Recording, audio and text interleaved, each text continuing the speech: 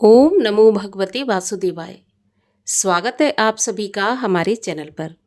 आज है बृहस्पतिवार और आज के दिन बृहस्पतिवार का व्रत करने से, कथा सुनने से सभी प्रकार की मनोकामनाएं पूर्ण होती हैं।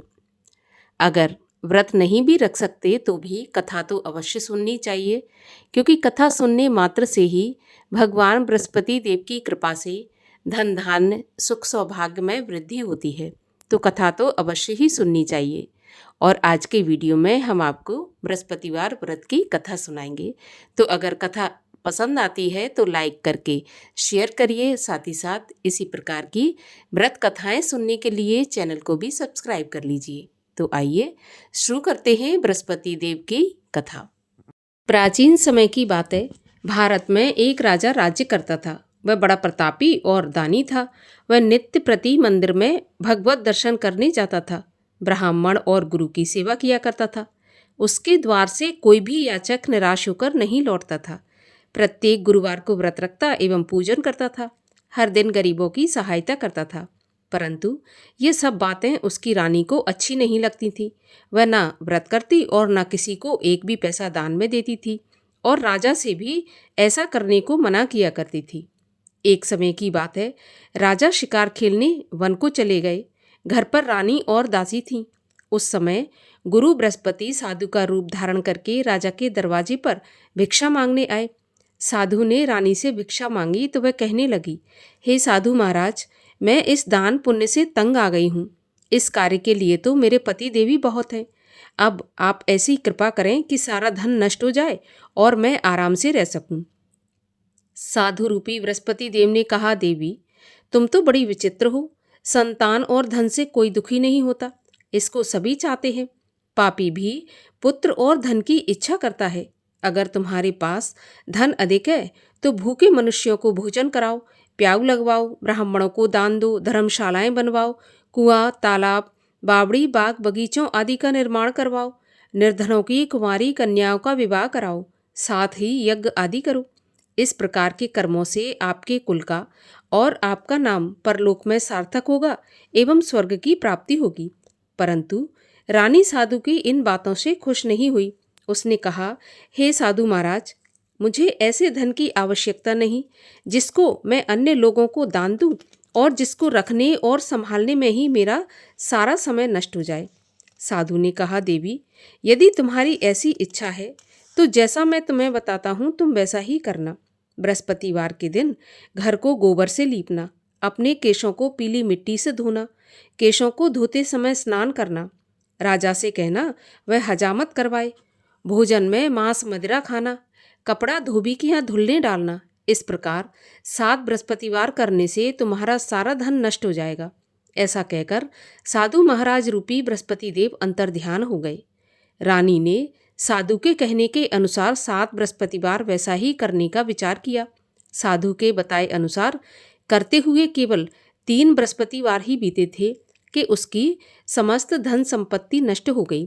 भोजन के लिए दोनों समय परिवार तरसने लगा, सांसारिक भोगों से दुखी रहने लगा। तब वह राजा रानी से कहने लगा कि हे रानी, तुम यहाँ पर रहो, मैं दूसरे देश में जाता हूँ, क्योंकि यहाँ पर मुझे सभी मनुष्य जानते हैं, इसलिए मैं यहाँ पर कोई कार्य भी नहीं कर सकता। ऐसा कहकर राजा परदेश चला गया। वहाँ जंगल से लकड़ी काट कर लाता और शहर में बेचता। इस तरह जीवन व्यतीत करने लगा। इधर राजा के बिना रानी और दासियां दुखी रहने लगीं। किसी दिन भोजन मिलता और किसी दिन जल पीकर ही रह जाती। एक समय रानी और दासियों को 7 दिन बिना भोजन के व्यतीत हो गए तो रानी ने अपनी दासी से कहा, दासी, यहाँ पास के नगर में मेरी बहन रहती है, वह बहुत धनवान है। तू उसके पास जा और वहाँ से 5 सेर बेझर मांग कर ले आ, जिससे कुछ समय के लिए गुजर हो जाएगी। दासी रानी की बहन के पास गई। रानी की बहन उस समय पूजा कर रही थी। बृहस्पतिवार का दिन था। दासी ने रानी की बहन से कहा, रानी जी, मुझे आपकी बहन ने भेजा है, मुझे 5 सेर बेजर दे दो। दासी ने ये बात अनेक बार कही, परंतु रानी की बहन ने कोई उत्तर नहीं दिया, क्योंकि वह उस समय बृहस्पतिवार की कथा सुन रही थी। जब दासी को रानी की बहन से कोई उत्तर नहीं मिला तो वह बहुत दुखी हुई और उसे क्रोध भी आया। वह लौटकर रानी से बोली, रानी, आपकी बहन तो बहुत ही धनी स्त्री है, छोटे लोगों से तो बात भी नहीं करती। मैंने उससे कहा तो उसने मुझे कोई उत्तर नहीं दिया। मैं वापस चली आई। रानी बोली, दासी, इसमें उसका कोई दोष नहीं है। जब बुरे दिन आते हैं तब कोई सहारा नहीं देता। अच्छे बुरे का पता विपत्ति में ही लगता है। अब तो जो ईश्वर की इच्छा होगी वही होगा। ये सब तो हमारे भाग्य का दोष है। उधर रानी की बहन ने सोचा कि मेरी बहन की दासी आई थी, परंतु मैं उससे नहीं बोली, इससे वह बहुत दुखी हुई होगी।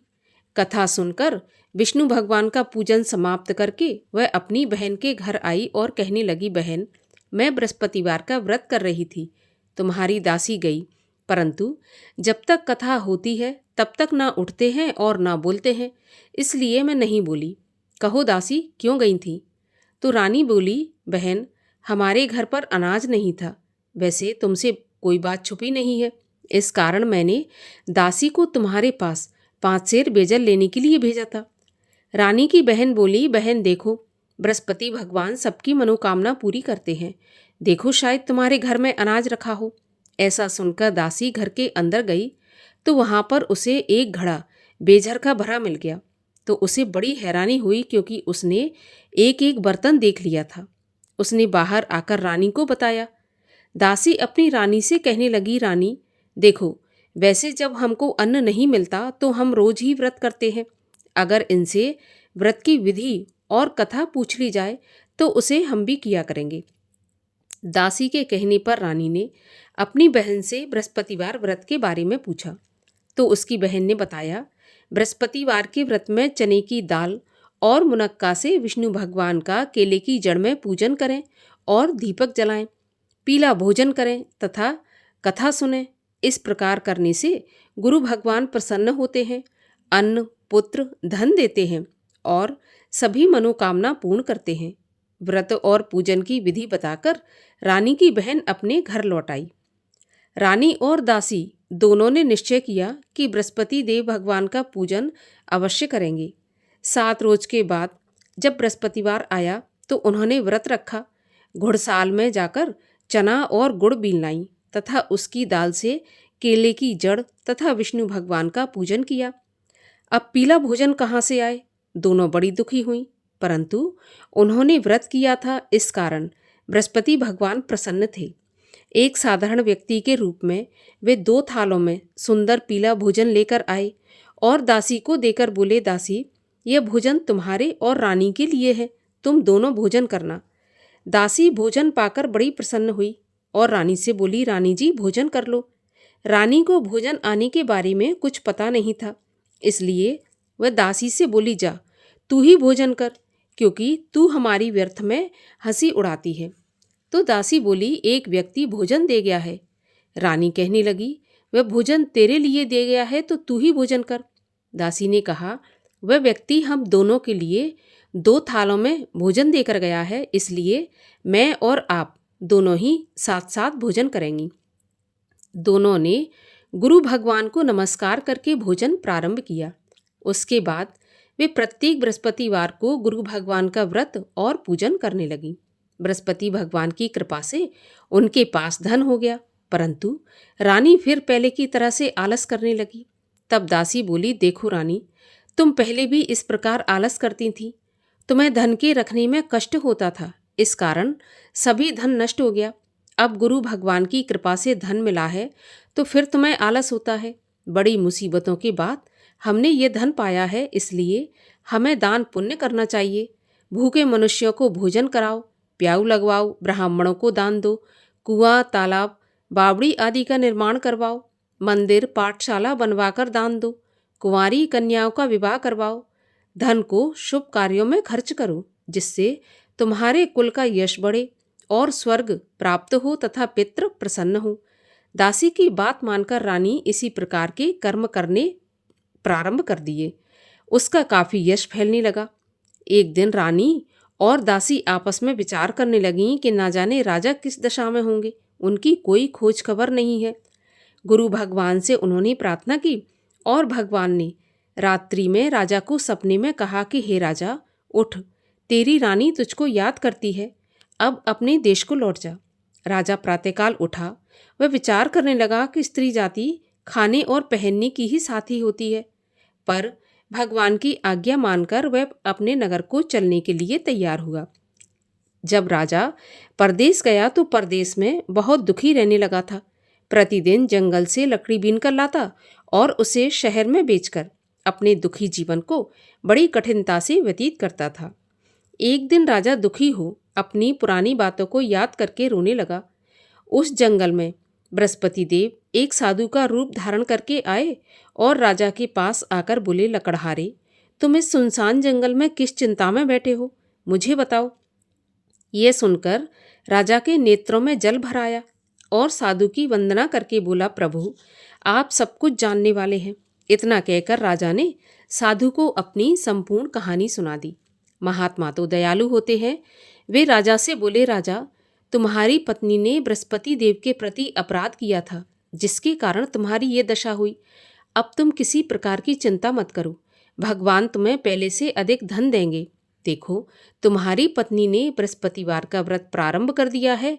अब तुम भी बृहस्पतिवार का व्रत करके चने की दाल और गुड़ जल के लोटे में डालकर केले का पूजन करो।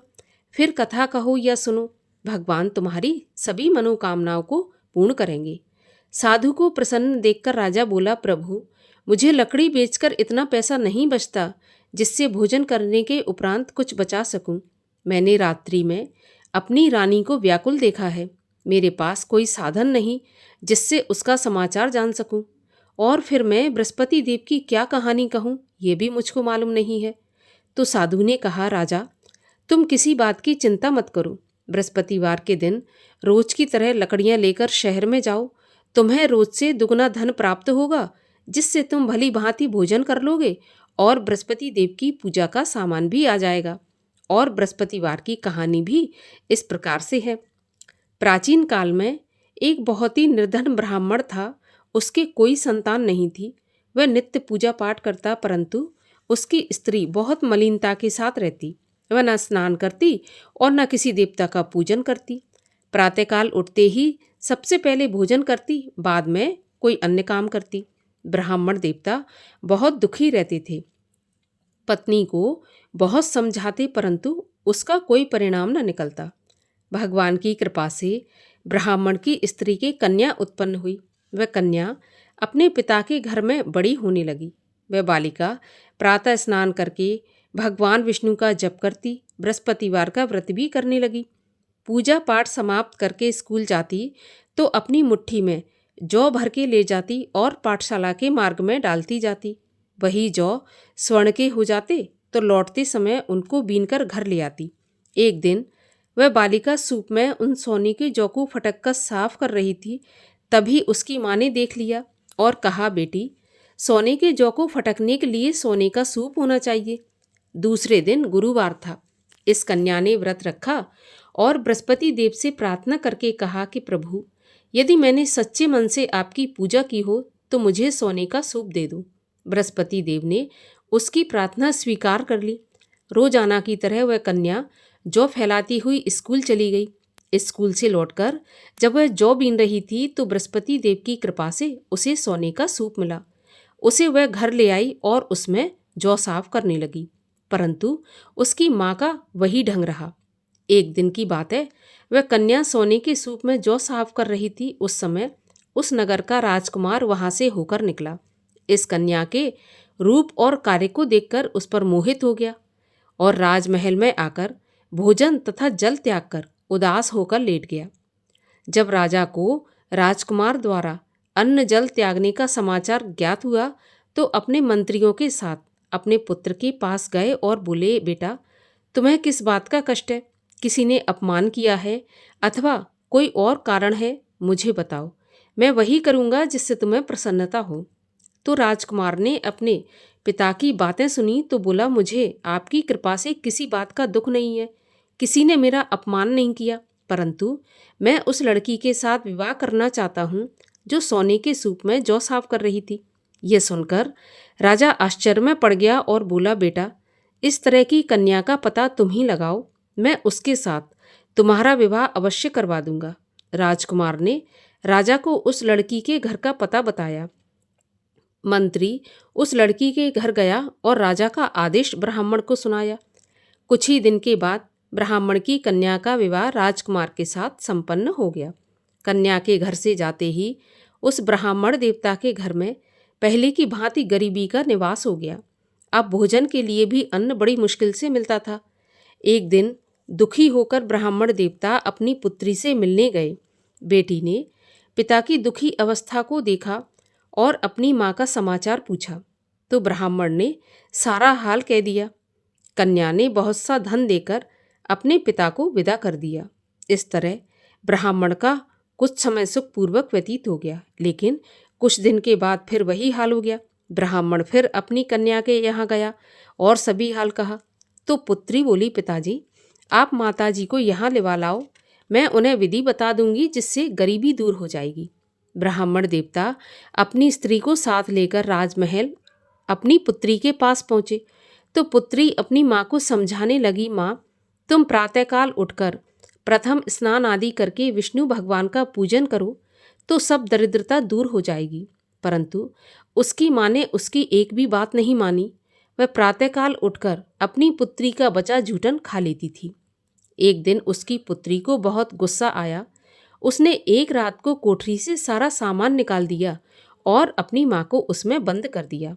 प्रातःकाल उसमें से उसे निकाला और स्नान आदि करा के पूजा पाठ करवाया तो उसकी माँ की बुद्धि ठीक हो गई।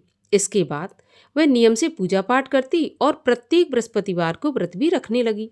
इस व्रत के प्रभाव से उसकी माँ भी बहुत धनवान तथा पुत्रवती हो गई और बृहस्पति देवता के प्रभाव से स्वर्ग को गई। वह ब्राह्मण भी सुखपूर्वक इस लोक का सुख भोग कर स्वर्ग को प्राप्त हुआ। इस तरह कहानी कहकर साधु देवता वहाँ से अंतर्ध्यान हो गए। धीरे धीरे समय व्यतीत होने पर फिर बृहस्पतिवार का दिन आया। राजा जंगल से लकड़ी काटकर किसी शहर में बेचने गया तो उसे उस दिन और दिनों से अधिक पैसा मिला। राजा ने चना गुड़ आदि लाकर बृहस्पतिवार का व्रत किया। उस दिन से उसके सभी क्लेश दूर हुए। परंतु जब अगला गुरुवार आया तो वह बृहस्पतिवार का व्रत करना भूल गया। इस कारण बृहस्पति भगवान नाराज हो गए। उस दिन उस नगर के राजा ने विशाल यज्ञ का आयोजन किया तथा अपने समस्त राज्य में घोषणा करवा दी कि कोई भी मनुष्य अपने घर में भोजन न बनाए, आग भी न जलाए। समस्त जनता मेरे यहाँ भोजन करने आए और इस आज्ञा को जो नहीं मानेगा उसको फांसी की सजा दी जाएगी। राजा की आज्ञा के अनुसार राज्य के सभी वासी राजा के भोज में सम्मिलित हुए, लेकिन लकड़हारा कुछ देर से पहुंचा, इसलिए राजा उसको अपने साथ महल में ले गए। जब राजा लकड़हारे को भोजन करा रहे थे तो रानी की दृष्टि उस खूंटी पर पड़ी जिस पर उसका हार लटका हुआ था। उसे हार खूंटी पर लटका दिखाई नहीं दिया। रानी को निश्चय हो गया कि मेरा हार इस लकड़हारे ने चुरा लिया और उसी समय सैनिक बुलवाकर उसको जेल में डलवा दिया। जब लकड़हारा जेल खाने में गया तो बहुत दुखी होकर विचार करने लगा कि न जाने कौन से पूर्व जन्म के कर्म से मुझे यह दुख प्राप्त हुआ है, और उसी साधु को याद करने लगा जो कि जंगल में मिला था। उसी समय तत्काल बृहस्पति देव साधु के रूप में प्रकट हो गए और उसकी दशा को देखकर कहने लगे, अरे मूर्ख, तूने बृहस्पति देवता की कथा नहीं की, इसी कारण तुझे दुख प्राप्त हुआ है।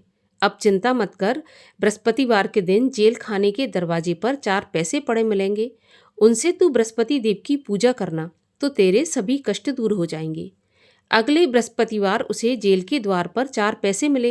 राजा ने पूजा का सामान मंगवाकर कथा कही और प्रसाद बांटा।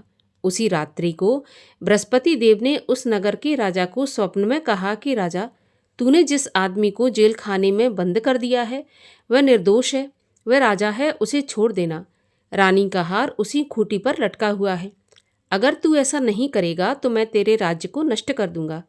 राजा प्रातःकाल उठा और खूंटी पर हार टंगा देखकर लकड़हारे को बुलाकर क्षमा मांगी और राजा के योग्य सुंदर वस्त्र आभूषण भेंट करके उसे विदा किया।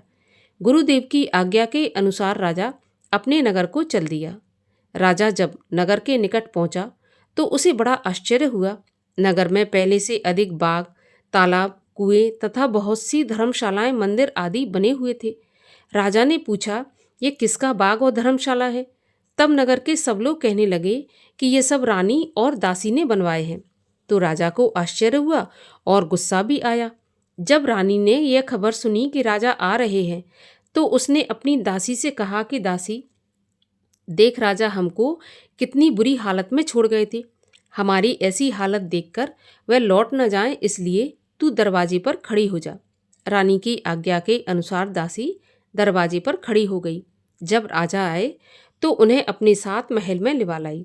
तब राजा ने क्रोध करके अपनी तलवार निकाली और पूछने लगा, बताओ यह धन तुम्हें कैसे प्राप्त हुआ है? तब रानी ने बताया, हमें यह सब धन बृहस्पति देव के व्रत के प्रभाव से प्राप्त हुआ है। राजा ने निश्चय किया, 7 रोज बाद तो सभी बृहस्पति देव का पूजन करते हैं, परंतु मैं रोजाना दिन में 3 बार कथा कहा करूँगा और रोज व्रत किया करूँगा। अब हर समय राजा के दुपट्टे में चने की दाल बंधी रहती और दिन में 3 बार कथा कहता। एक दिन राजा ने विचार किया कि चलो अपनी बहन के यहाँ हो आऊँ। इस तरह निश्चय कर राजा घोड़े पर सवार हो अपनी बहन के यहाँ चल दिया। मार्ग में उसने देखा कि कुछ आदमी एक मुर्दे को लिए जा रहे हैं। उन्हें रोककर राजा कहने लगा, अरे भाइयों, मेरी बृहस्पतिवार की कथा सुन लो। तो वे बोले, लो, हमारा तो आदमी मर गया, इसको अपनी कथा की पड़ी है। परंतु कुछ आदमी बोले कि अच्छा कहो, हम तुम्हारी कथा भी सुनेंगे। राजा ने दाल निकाली और कथा कहनी शुरू कर दी। जब कथा आदि हुई थी तो मुर्दा हिलने लगा, और जब कथा समाप्त हुई तो राम राम करके वह मुर्दा उठकर खड़ा हो गया। राजा आगे बढ़ा, उसे चलते चलते शाम हो गई। आगे मार्ग में उसे एक किसान खेत में हल चलाता मिला।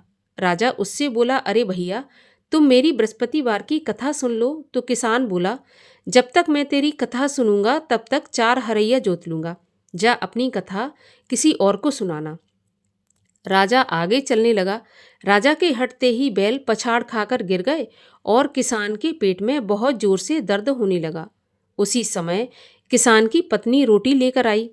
उसने जब यह देखा तो अपने पुत्र से सब हाल पूछा और बेटे ने सभी हाल बता दिया। तो बुढ़िया दौड़ी दौड़ी उस घुड़सवार के पास गई और उससे बोली, मैं तेरी कथा सुनूंगी, तू अपनी कथा मेरे खेत पर चलकर ही कहना। राजा ने लौटकर बुढ़िया के खेत पर जाकर कथा कही, जिसके सुनते ही बैल उठकर खड़े हो गए तथा किसान के पेट का दर्द भी बंद हो गया। राजा अपनी बहन के घर पहुंच गया। बहन ने भाई की खूब मेहमानी की। दूसरे रोज प्रातःकाल राजा जगा तो वह देखने लगा कि सब लोग भोजन कर रहे हैं। राजा ने अपनी बहन से पूछा, ऐसा कोई मनुष्य है जिसने भोजन नहीं किया हो, जो मेरी बृहस्पतिवार की कथा सुन ले? तो बहन बोली, भैया, यह देश ऐसा ही है। पहले यहाँ के लोग भोजन करते हैं, बाद में अन्य काम करते हैं। अगर पड़ोस में कोई हो तो मैं देख कर आती हूँ। ऐसा कहकर बहन देखने चली गई, परंतु उसे कोई ऐसा व्यक्ति नहीं मिला जिसने भोजन नहीं किया हो। अतः वह एक कुम्हार के घर गई जिसका लड़का बीमार था। उसे मालूम हुआ कि उनके यहाँ 3 रोज से किसी ने भोजन नहीं किया। तो रानी ने अपने भाई की कथा सुनने के लिए कुम्हार से कहा और वह कुम्हार तैयार हो गया। राजा ने जाकर बृहस्पतिवार की कथा कही, जिसको सुनकर उसका लड़का ठीक हो गया। अब तो राजा की प्रशंसा होने लगी। एक दिन राजा ने अपनी बहन से कहा कि बहन, हम अपने घर को जाएंगे, तुम भी तैयार हो जाओ। तो राजा की बहन ने अपनी सास से अपने भाई के साथ जाने की आज्ञा मांगी। तो सास बोली कि चली जा, परंतु अपने लड़कों को मत ले जाना, क्योंकि तेरे भाई के तो कोई संतान नहीं है। बहन ने अपने भाई से कहा, भैया, मैं तो चलूंगी पर कोई बालक नहीं जाएगा। राजा ने कहा, जब कोई बालक नहीं चलेगा तो तुम क्या करोगी? बड़े दुखी मन से राजा अपने नगर को लौट आया। राजा ने अपनी रानी से कहा, हम निर्वंशी राजा हैं, हमारा मुंह देखने का भी धर्म नहीं है, और बिना भोजन आदि किए शैया पर लेट गया। रानी बोली, हे प्रभु, बृहस्पति देव ने हमें सब कुछ दिया है, वे हमें संतान भी अवश्य देंगे। उसी रात को बृहस्पति देव ने राजा को स्वप्न में कहा, राजा उठ, सभी सोच त्याग दे, तेरी रानी गर्भवती है। राजा को यह जानकर बड़ी खुशी हुई और 9वें महीने रानी के गर्भ से एक सुंदर पुत्र पैदा हुआ। तब राजा बोला, हे रानी, स्त्री बिना भोजन के रह सकती है, परंतु बिना कहे नहीं रह सकती। जब मेरी बहन आए तो तुम उससे कुछ कहना मत। तो रानी ने सुनकर हाँ कर दी। जब राजा की बहन ने यह शुभ समाचार सुना तो बहुत खुश हुई और बधाई लेकर अपने भाई के यहाँ आई। तभी रानी ने कहा, घोड़ा चढ़ाकर नहीं आई, गधा चढ़ी आई। तो राजा की बहन बोली, भाभी, मैं इस प्रकार ना कहती तो तुम्हें औलाद कैसे मिलती। बृहस्पति देव ऐसे ही है, जैसी जिसके मन में कामना है सभी को पूर्ण करते हैं। जो सद्भावना पूर्वक बृहस्पतिवार का व्रत करता है एवं कथा पढ़ता है अथवा सुनता है और दूसरों को सुनाता है, बृहस्पति देव उसकी सभी मनोकामना पूर्ण करते हैं।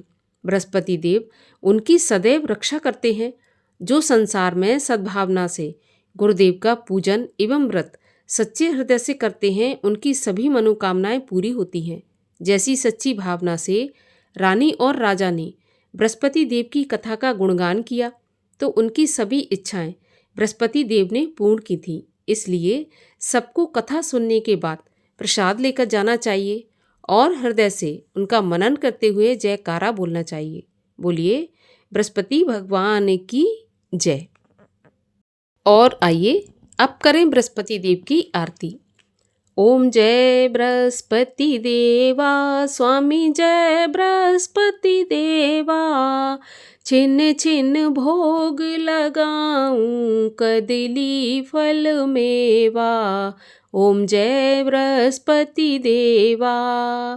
तुम पूर्ण परमात्मा, तुम अंतर्यामी, जगत पिता जगदीश्वर, तुम सबके स्वामी। ओम जय बृहस्पति देवा। चरणामृत निज निर्मल, सब पातक हरता, सकल मनोरथ दायक, कृपा करो भरता। ओम जय बृहस्पति देवा। तन मन धन अर्पण कर, जो जन शरण पड़े, प्रभु प्रकट तब होकर, आकर द्वार खड़े। ओम जय बृहस्पति देवा। दीन दयाल दयानिधि, भक्तन हितकारी, पाप दोष सब हरता, भव बंधन हारी। ओम जय बृहस्पति देवा। सकल मनोरथ दायक, सब संशय हारो, विषय विकार मिटाओ, संतन सुखकारी। ओम जय बृहस्पति देवा। जो कोई आरती प्रभु की, प्रेम सहित गावे, जेठानंद आनंद कर, सो निश्चय पावे। ओम जय बृहस्पति देवा। बोलिए विष्णु भगवान की जय, बृहस्पति देव भगवान की जय।